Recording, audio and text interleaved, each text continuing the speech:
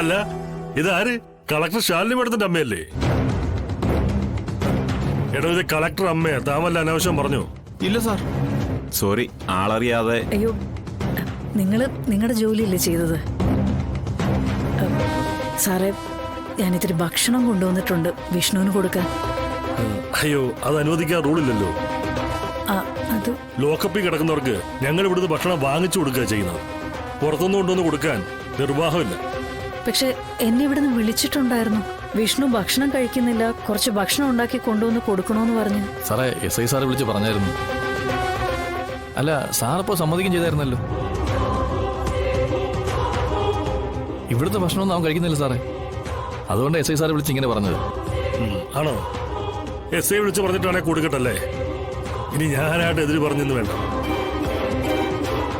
എന്തായാലും കൊണ്ടുവന്നല്ലേ, തിരിച്ചുകൊണ്ട് പോണ്ട. ഭക്ഷണം നേരിട്ട് കൊടുക്കാൻ നിങ്ങൾക്ക് പറ്റില്ല. അയാളെ കൊടുത്തേക്ക്. സമയമാകുമ്പം ഞങ്ങൾ കൊടുത്തോളാം. ശരി, വാങ്ങിച്ചോളൂ.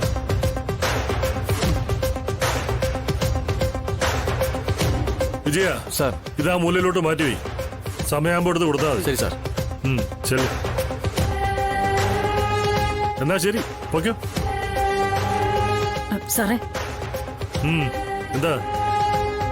വിഷ്ണുവിനെ ഒന്ന് കണ്ടോട്ടെ സാറേ, ഒന്ന് കണ്ടാ മതി. അതൊന്നും ഞങ്ങളെ റൂളിൽപ്പെട്ടല്ലോ സാറേ, ദയവ് ചെയ്ത്. പിന്നെ കളക്ടർ അമ്മയാണല്ലോ എന്ന പരിഗണന വെച്ച് അനുവദിച്ചു തരാവുന്നതാണ്. എങ്കിൽ വലിയ ഉപകാരമാവും സാറേ. ഇനി നിങ്ങൾ വന്ന് കാണണമെന്ന് പറഞ്ഞിട്ട് ഞാനായിട്ട് അത് തടസ്സപ്പെടുത്തിയ കളക്ടർ അറിഞ്ഞിട്ട് പിന്നെ അതിന്റെ പേരിൽ ഒരു പരിഭവം ഉണ്ടാവേണ്ട കാര്യമില്ലല്ലോ. അതുകൊണ്ട് മാത്രം ഞാൻ സമ്മതിക്കാം. വലിയ ഉപകാരം സാറേ. പോയി കണ്ടോ, കാണിച്ചു കൊടുക്കണോ? ശരി സാർ, വരൂ.